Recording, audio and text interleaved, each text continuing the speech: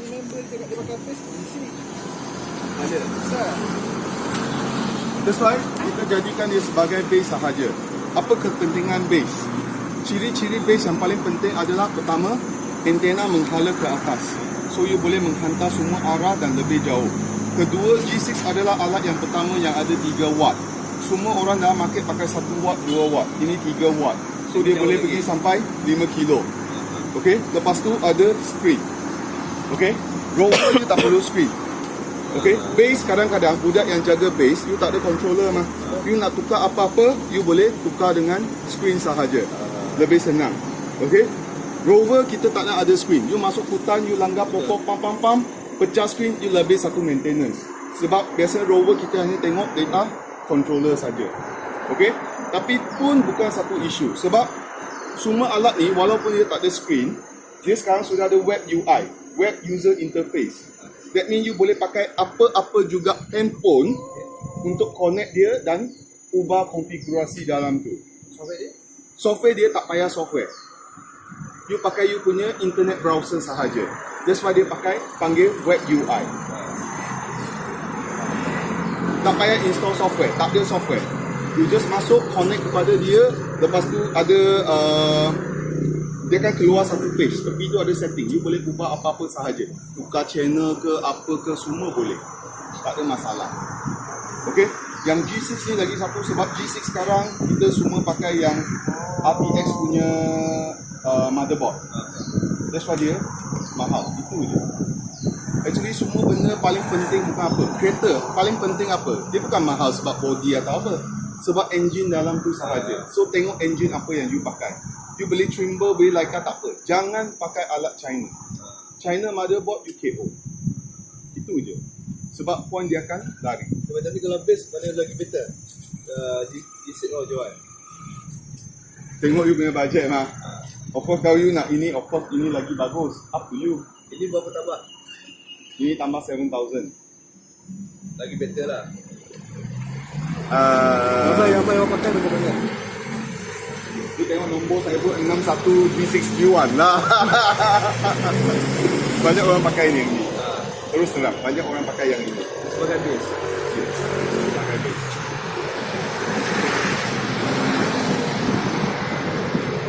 Sama je, you boleh test dulu, tak kisah. You test dulu ini, kalau sudah okey, you tambah satu biji ni, you boleh buat 2 team.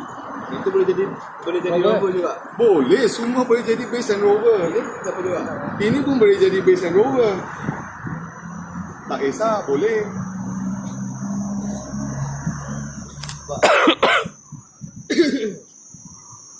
Itu berapa kilo kalau biasa? Itu 970 gram. Ini 1.4. Jauh mana jauh? Kalau itu, you sudah pakai antena converter tu, betul tak? Dia lebih kurang macam ni. Semuanya dia mahal dekat motherboard sahaja. Lagi mahal tak? Apa yang maksud dia? Apa maksudnya? Motherboard tu? Oh, motherboard ada banyak generasi. Walaupun dua-dua adalah Trimble, dia ada Trimble 1.5, ada Trimble 2.0 turbo lain.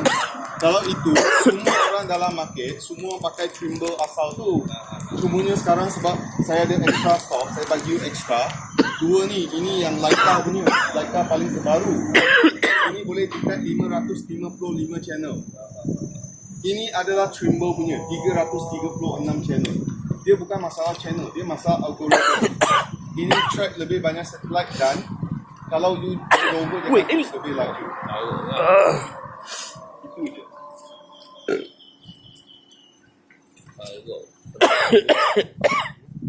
Your call.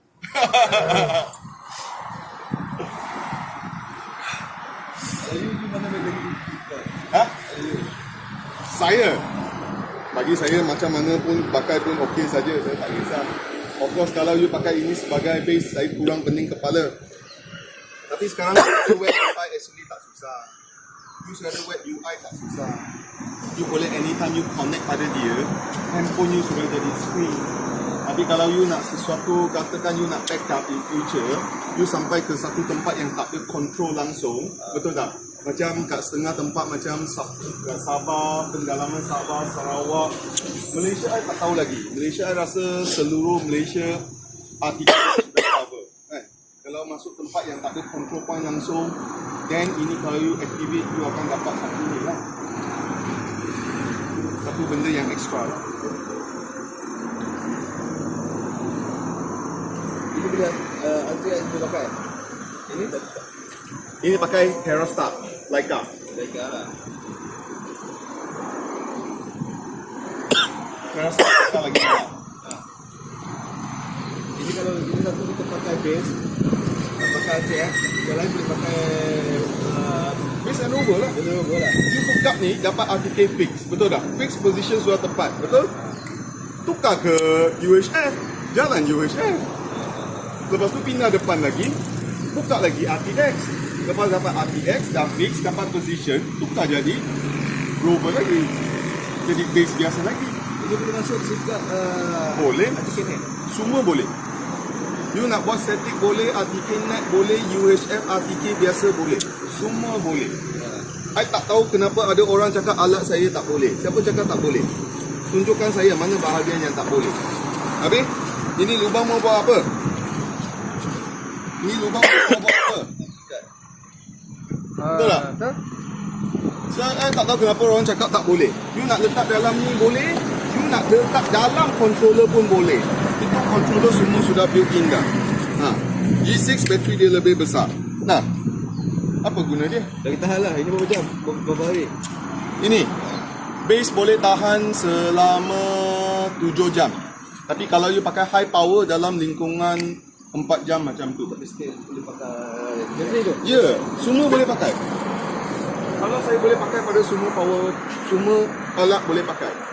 So masalah power bukan masalah lagi sebab you boleh letak atas tu sahaja. Mana lagi? Isi tu kan? Tak faham lah. Ambil isi lah. Lain kali tak ada pening kepala. Ha? Isi lah. G6 ah? You buat ni. You ambil G6 cumanya you tak ada dia punya kotak dengan 2 bateri sekarang. Nanti post lah. Ya, I boleh post bagi you. Itu saja. Boleh, tak ada masalah. Bukan nanti sudah pakai, nanti nak update. Bukan tambah RM7,000, tambah RM20,000. Lagi pening kepala. Ya. Nanti isi. As a base. Yang diwan-diwan. Confirm. Pilihan yang bijak.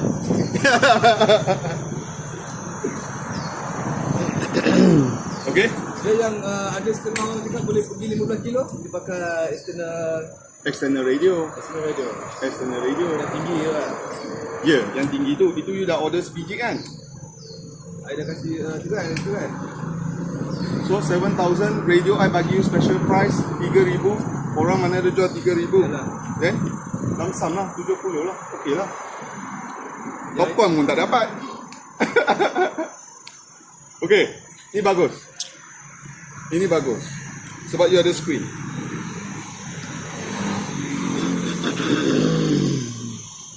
So you boleh jalan, you boleh pakai internal radio. You jalan. Betul? Sampai satu tahap tiba-tiba you sudah tak dapat radio. Betul? Budak you just pacakkan external radio. Betul tak? Lepas tu you tak payah ambil controller nak set, tak payah. You terus tekan ni. Betul? Pergi kepada set data link.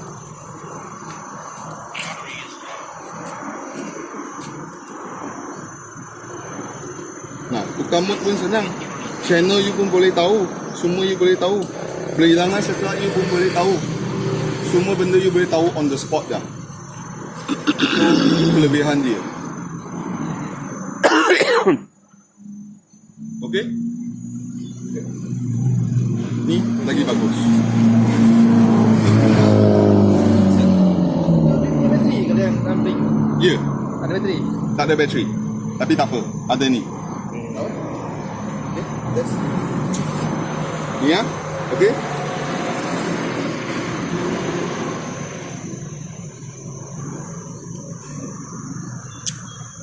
Lagi satu kita ada ni.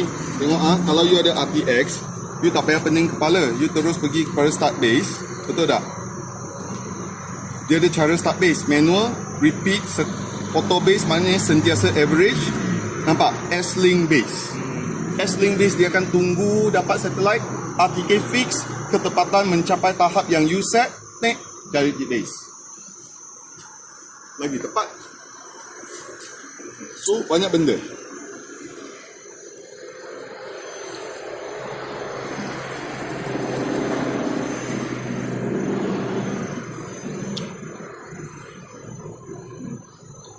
Semua benda sama. Okay. Ni ya. Nasib baik saya bawa. Nasib baik you tanya. Up to you. Okay? Ambil ni ya.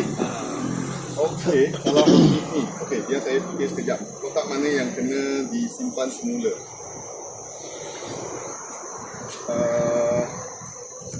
Ini ya. The controller semua sama? Ya, controller tak kisah. So ini saya ambil semula. Oh, sebab dia bateri besar. Ya, bateri dia lain. Bateri dia lain. Tapi kita still boleh pakai yang ni lah. Boleh. Ya, that's why saya cakap dia boleh pakai yang itu dulu. Tak, semula.